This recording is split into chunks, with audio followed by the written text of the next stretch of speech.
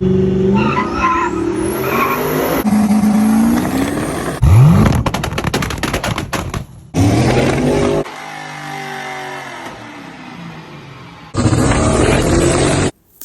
is where it all went wrong. All right, getting ready to get the car over to the dyno. I loaded the car up last night, took it over to my crib. So I'm gonna go ahead, get ready. Got the car over on the dyno. About to get it strapped down and set up. And the dyno all set up.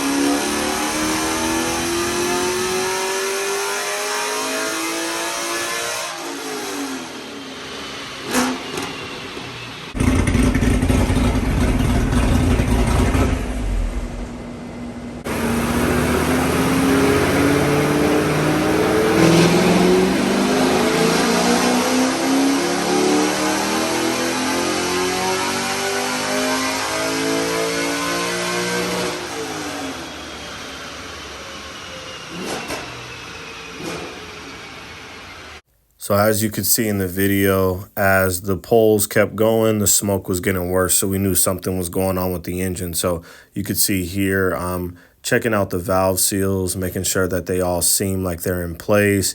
None of the springs or seals are missing or anything like that. Everything seems to check out fine. So we're going to go ahead and just dig further into the engine, remove the intake, remove the cylinder head. As we are taking things apart, I'll just continue to record just so we can figure out, come to the bottom of it and get it fixed pretty much for the customer. You can see the exhaust. Look at this pipe, and then the rest of them are dry. That one's dry. Here, wet. Look how wet this one is.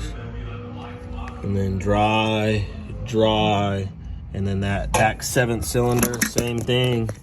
Dry. So I really think it's just cylinder 1. There's cylinder 1, 3, 5, 7.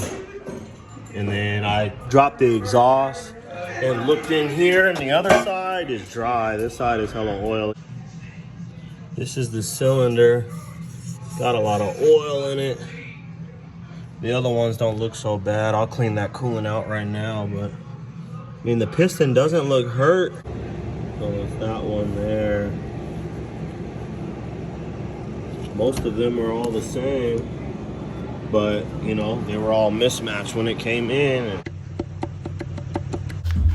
they even glued this shit, like silicone the fuel pump shit. Like what?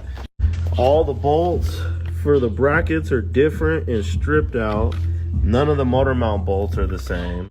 Bruh, if you're the one who put this LT motor together, please quit. I mean, bro, they siliconed, instead of just getting cheap rubber seals from the dealer. I mean, they even JB welded the rear main cover bolt, and it was probably rubbing on the clutch and shit. Damn. They JB welded. Put one that was just a little bit too long, and it barely cracked the sleeve right there. I mean, it's still in there, but you can see it's just a little, I mean, it barely touched it, but it was just enough to hurt the piston rubbing on it is what did it. The bolt didn't break it, but the piston rubbing up and down on that little divot caused it to crack. Public service announcement: if you're building a 6.2 LT1 or LT4, be cautious of this bolt hole here. See the size difference in these two bolts here? The previous engine, or the person who threw this motor together, old videos on my channel of me disassembling it with silicone and broken parts, mismatched bolts everywhere, where all the timing cover bolts were mismatched. I took them out to clean the timing cover and set them in their own little bucket, and then I put them back in. Well, I didn't put the short one, I didn't expect for the length difference. And putting the bolt in here, cracked the sleeve right there. and also damaged the piston. So FYI, you're building one of these, watch out for that bolt hole there. Fast forward 3 weeks later, got a new engine block and a new set of pistons for the customer. Went ahead and swapped all the parts over. Got the car done, back to the customer, no issues, ready to go.